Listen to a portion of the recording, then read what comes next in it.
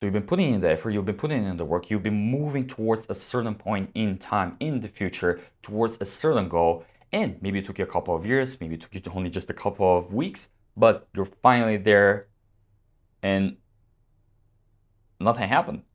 It is the exact same feeling that you had the days before, and that change that you were hoping for, it's nowhere to be seen. You're looking at other people, they're achieving their goals, it seems to be working for them, but what about you? Maybe like you're even starting to have some doubts. You may think that you're a failure, you messed up, or maybe there's something wrong with you. So what is the truth? What is actually happening? This is what we're going to be discussing today. Why certain people, they can achieve their goals and feel happy and satisfied and complete, and why certain people, they just go about their life, they put in the work, they put in the effort just like everybody else, but they still feel empty. Hi, my name is Niki and I'm a certified fitness coach. I also have a background in marketing and engineering, working with clients in different situations, different fields. And when it comes to goal setting, definitely have a lot of reference experience, not just my own, but I did notice what is working for a ton of people and why certain people feel satisfied with what they're achieving and why certain people, they have almost the same results, but they don't feel the same way. There's probably a couple of different things that are happening that are explaining the situation that you may find yourself in just right now. Point number one, goals tend to be very specific, and that creates a problem. Most of the times when you set up goals, you have a pretty clear idea, but the problem is in order to have a clear, realistic idea, there are two factors to consider. First off, how far in the future that goal is supposed to be achieved, and then how realistic it is, which comes down to how much experience and essentially expertise you have in that field.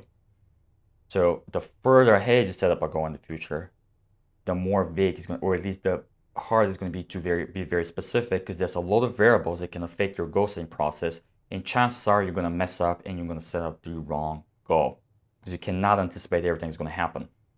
And set up a goals for tomorrow, you can be pretty accurate, but setting up goals for 6 months in advance or 6 years in advance, that's tricky. And then the second thing is about expertise. So let's say if you're trying to do something for the first time, if you don't have any reference experience, you're essentially guessing. Whereas the more experience you have, the more accurate you can be with your goal setting process. So imagine trying to get in shape for the first time in your life. If you have never been in shape and you have like a certain idea, you think like I have to get to 165 pounds. That's essentially you're guessing. It could be an educated guess, but it's a guess at the end. If you've never been that lean or that ripped, how are you supposed to know that this is the right weight for you? You may reach that weight, but maybe it's just not correct. Maybe you need to go get leaner, or maybe you need to put in more muscle, or something else should be happening there. So this is why the first flaw of the goal setting process is that maybe you're setting the wrong goals. That's why you're ending up being unsatisfied with what you're achieving, because you're not achieving what you're actually what you need to achieve, but you're achieving something else because your goals are not the correct ones. So to summarize, the further ahead you're looking in time, the less accurate you're going to be, and the less expertise you have, again, the less accurate you're going to be. An easy way to deal with this problem is to realize when you can be very specific and when you need to be vague. And if you cannot be very specific due to the situation, just leave a little bit of wiggle room. All right, if you're thinking about what goals to set for the next 6 months, have a general direction, have a general idea, but avoid getting hyper specific. And the closer you're getting to that point in time and the more experience you're getting, the more you realize what is actually realistic and achievable and attainable, the more specific you can get. So first point, make sure that your goal setting process is working properly. Then the second issue with goal setting is that we tend to romanticize and idealize the future. A similar thing happens, by the way, in the past, because you focus on the highlights. So if you think about, let's say, some vacation that you had in the past, in certain situations, you may go on vacation and let's say you're there for a week. The first 6 days, nothing happens. Literally nothing. It's just like a normal thing. It's not super bad, but it's just like boring. And then the very last day, the very last night, you have like this amazing experience, which really raises your emotional response. And this is the highlight. That's the stuff that you're going to remember. And when you think back, if people ask you, how was the vacation? How was that place? Awesome, because you think about that highlight. But the fact is, for 6 days straight, nothing happened there. That's because the way memories work is essentially the higher the emotion, the more you elevate a certain emotion, the more intense that emotion is, the more you're going to remember that thing. If nothing happened there, you're just not going to remember it because there's no emotion to back up. So the more vivid the memory, the more intense was the emotion at the time. But a similar thing happens in the future. We're trying to focus on the highlights, the stuff that's going to be an emotion spike in the future. But we fail to recognize that for the most part, nothing's going to happen. And if you think about this, like if you want to achieve something in life, a lot of times there's this repetition where you're just doing the work over and over again. It's just boring work that you're doing for days, for months, weeks. But there's only occasionally there's some highlight where you really feel happy.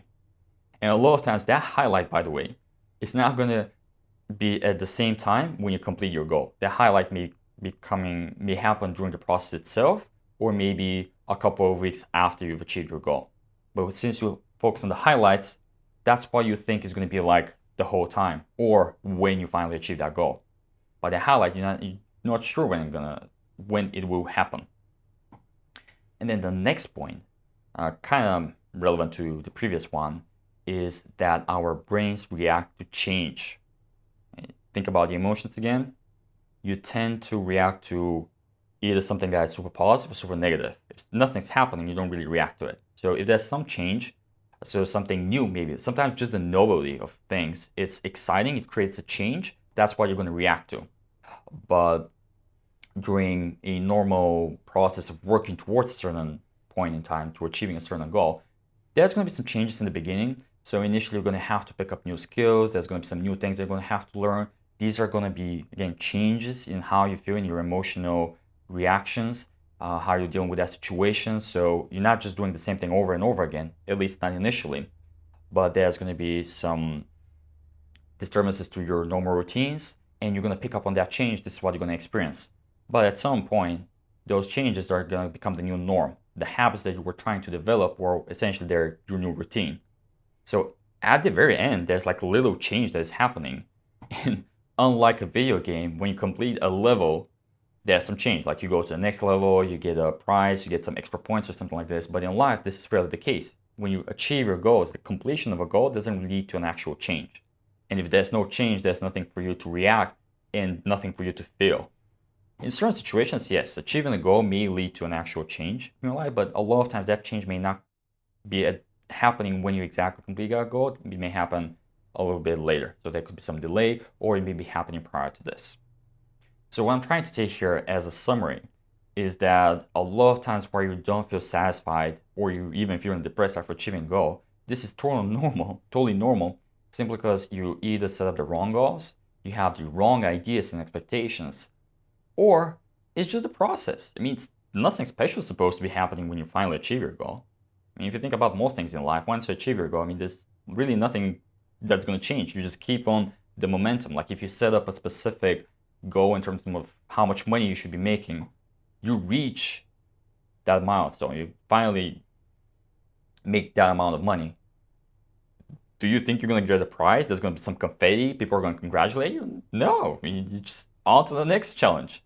That's it. I mean, it's not like something's happening. You already have the routine going on. So it's kind of like the momentum is just carrying you forward. There's not going to be any change in your circumstances. Most of the time, there are certainly exceptions. I know you could be like pretty disappointed right now. You're thinking, I click on this video, I'm watching this thing, and I was expecting for this guy to actually tell me how to feel happy. And he's telling me essentially, well, we're not going to feel happy. That's what happens when you achieve most of the time your goals. But there's more to it.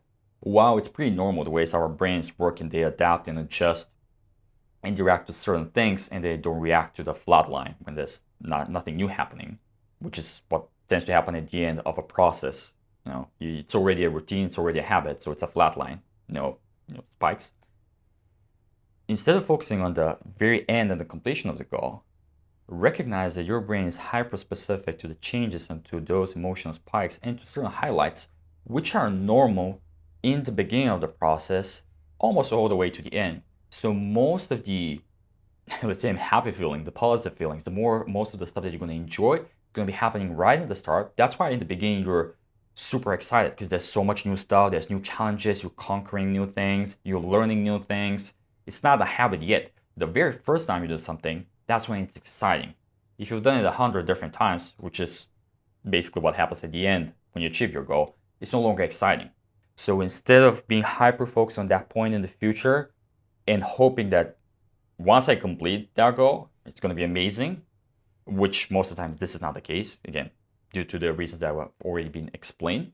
Instead of being hyper focused there, pay closer attention to what is happening now, because all these emotional spikes, all these achievements, all those highlights are happening now. And if your eyes are in some point in the future, you're missing all the good stuff that is happening now.